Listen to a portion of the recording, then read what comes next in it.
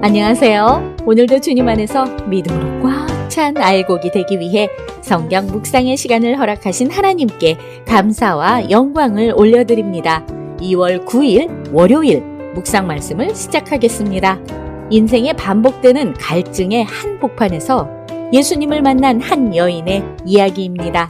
사람들의 시선을 피해 나온 우물가, 아무도 알아주지 않는 그 자리에서 예수님은 먼저 말을 거십니다. 주님이 찾아오신 이 만남은 누군가의 목마름을 끝내기 위함입니다. 이를 통해 영원히 목마르지 아니하는 생수가 우리에게 어떤 의미인지 생각해 봅시다. 오늘의 제목은 영원히 목마르지 아니하리니입니다. 3장에 니고데모와 대조되는 인물인 사마리아 여인이 등장합니다. 예수님은 물을 기르러 온 이 여인에게 자신을 영원히 목마르지 않게 하는 생수로 소개하십니다. 오늘 본문 요한복음 4장 1절에서 14절까지의 말씀을 함께 듣겠습니다. 예수께서 제자를 삼고 세례를 베푸시는 것이 요한보다 많다 하는 말을 바리새인들이 들은 줄을 주께서 아신지라. 예수께서 친히 세례를 베푸신 것이 아니요 제자들이 베푼 것이라. 유대를 떠나사 다시 갈릴리로 가실새 사마리아를 통과하여야 하겠는지라. 사마리아에 있는 수가라는 동네에 이르시니 야곱이 그 아들 요셉에게 준 땅이 가깝고 거기 또 야곱의 우물이 있더라. 예수께서 길 가시다가 피곤하여 우물 곁에 그대로 앉으시니 때가 6시쯤 되었더라. 사마리아 여자 한 사람이 물을 기르러 왔으며 예수께서 물을 좀 달라. 이는 제자들이 먹을 것을 사러 그 동네에 들어갔음이라. 사마리아 여자가 이르되 당신은 유대인으로서 어찌하여 사마리아 여자인 나에게 물을 달라 하나이까? 이는 유대인이 사마리아인과 상종하지 아니함이로라. 네가 만일 하나님의 선물과 또 내게 물 좀 달라 하는 이가 누구인 줄 알았더라면 네가 그에게 구하였을 것이요 그가 생수를 내게 주었으리라. 주여, 물 기를 그릇도 없고 이 우물은 깊은데 어디서 당신이 그 생수를 얻겠사옵나이까?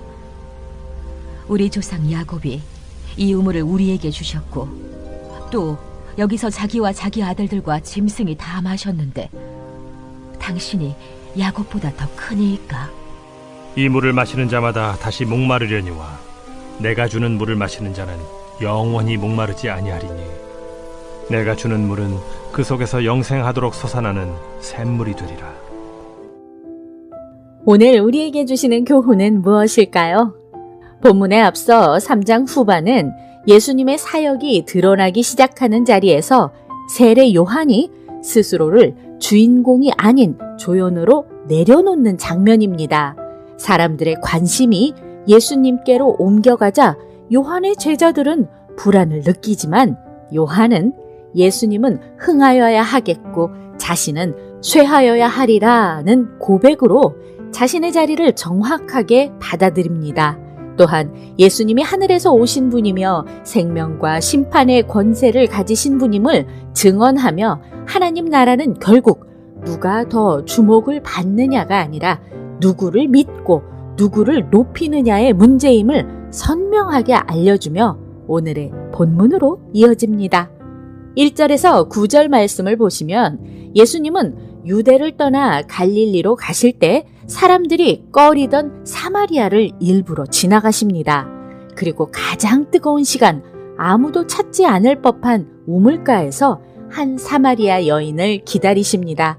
이 만남은 우연이 아닙니다. 유대인과 사마리아인 남자와 여자, 랍비와 죄 많은 여인이라는 모든 경계를 넘어 예수님은 먼저 물을 좀 달라며 말을 거십니다.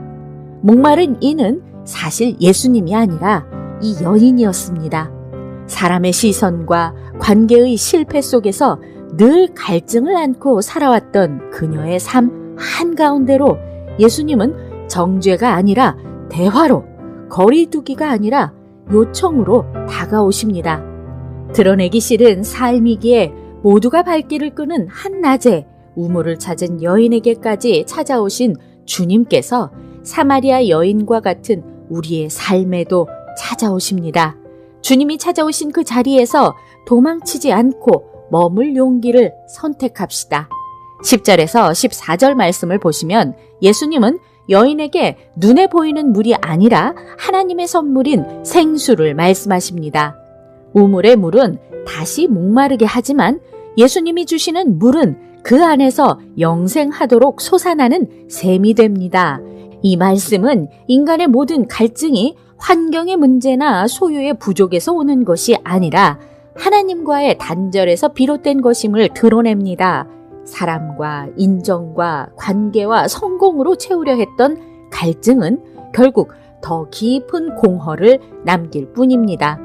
구원은 외부 조건이 나아지는 것이 아니라 존재 안에서 새로운 근원이 생기는 사건입니다. 그래서 예수님을 믿는 자는 상황이 바뀌지 않아도 완전히 다른 방식으로 살아가게 됩니다. 여전히 우물의 물로 갈증을 해결하려 애쓰는 삶이라면 주님이 주시는 생명수로 우리의 마음의 중심을 채우며 주님 안에 머무는 길을 선택합시다. 기도하겠습니다. 하나님, 오늘 우리에게 주신 말씀대로 이웃에게 영생의 샘물이신 그리스도를 전하는 통로가 되는 삶을 살아가게 하여 주시옵소서. 예수 그리스도의 이름으로 기도드립니다. 아멘. 예수님께서 사마리아 여인에게 주신 생수는 하나님의 생명을 상징합니다. 우리가 어떤 상황에 있든 얼마나 외롭고 지쳤든 주님 안에서는 더 이상 공허하게 갈증을 느낄 필요가 없습니다.